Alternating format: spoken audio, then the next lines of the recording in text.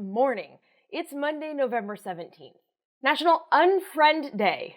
Yeah, right, you wish. And now, the news.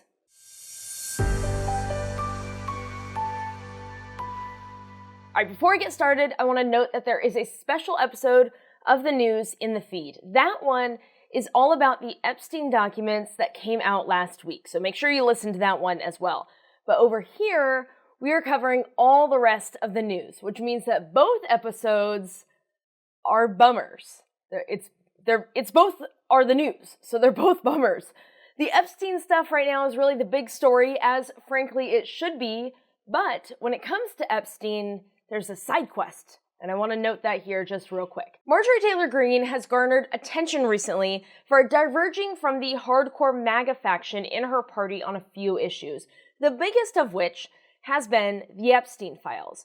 In the days following the release of these 20,000 documents, which are not the so-called Epstein files, they're files, and they are related to Epstein, but when people talk about wanting the Epstein files, they are referring to whatever the Department of Justice has in their little grub hands, not this. But last week, when the House reopened for business, they got the last signature needed that would compel the Department of Justice to release the Epstein files. It was a bill that will next need to go to the Senate and then ultimately to the President. But it got all the signatures needed in the House, and so Donald Trump first tried to bully Lauren Boebert and then tried to do the same thing with South Carolina's Nancy Mace to try and get them to remove their signature. But for Georgia's Marjorie Taylor Greene, Trump's tactic there was apparently to burn it all to the ground. So that's what happened over the weekend. Trump has officially revoked the endorsement of a woman who used to be able to just call him up on her cell phone. Madam MAGA, the visual representation of MAGA, aside from Trump or just like a burning pile of books and dunce caps. And now she's on the outs. But she will not be the only Republican who votes to get these files out in the open. In fact, the House believes that they're going to be able to get like 50 to 70 House Republicans to vote to release the files. Will that be Trump's reaction for every single Republican? And what will the MAGA party look like if that happens? Very curious. Side quest. I do have to add breaking news as I'm recording this. Trump just announced that now he thinks that House Republicans should vote to release the official Epstein files from the Department of Justice. As a reminder, once the House votes, it will then go to the Senate. The Senate will have to vote, and then it will go to Trump's desk for signature. All he is saying here is that the House should vote. So, whatever. That's what's happening. But while everyone's paying attention to that story, something is happening in North Carolina that we also can't miss. We have to pay attention to a couple things at once. I'm very sorry about that.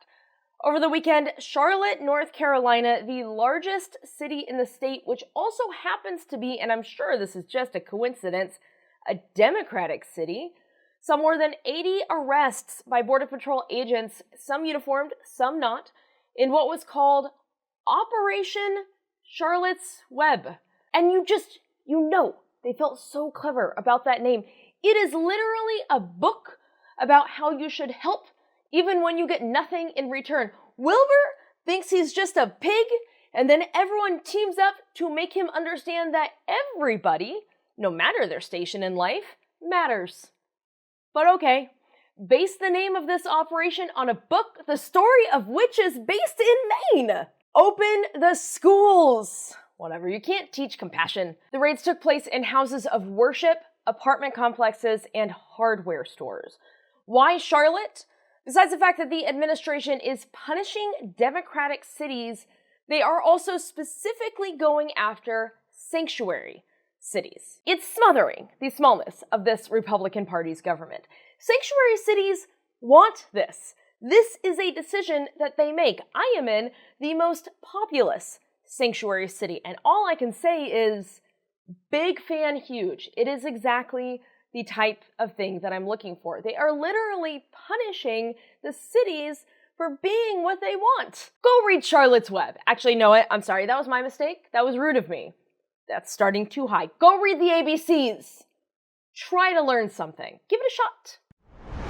On Sunday, to keep you safe, the U.S. military conducted yet another strike on a boat that was allegedly carrying narcotics on board. 3 people were killed. This was done to keep you safe. So why don't you try saying thanks every once in a while? Can I be honest? You're being a little ungrateful about the crimes of humanity that this administration is doing in your honor. No evidence was given that the boat had narcotics on board, nor do we even know where this boat was coming from. Just trust them, I guess. And speaking of just trust them, the USS Gerald R. Ford, the world's largest aircraft carrier, arrived in the Caribbean Sea on Sunday, setting the table for possible military action in the region, specifically in Venezuela.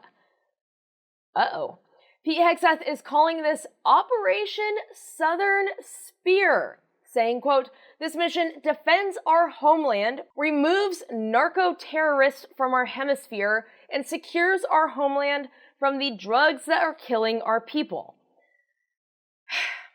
The Western Hemisphere is America's neighborhood, and we will protect it," end quote.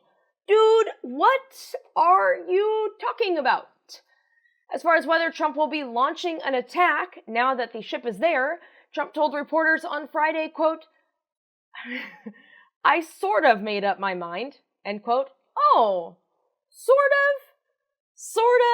Didn't feel like you wanted to give that one, enough time to confidently answer it? Good stuff. Also on Sunday, the United States announced that the U.S. will designate Cartel de los Soles as a foreign terrorist organization, effective November 24th. So they've still got some time to get their act together, I guess. I don't know why it's gonna do it after Thanksgiving. Holding off on the paperwork until after Thanksgiving. Why the delay? It doesn't matter anyway.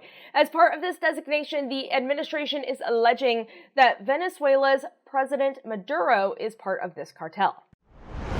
And finally, beginning today, the FAA is lifting its flight restrictions at the top 40 airports in the country, bringing operations back up to 100% pre-government shutdown numbers. So congratulations!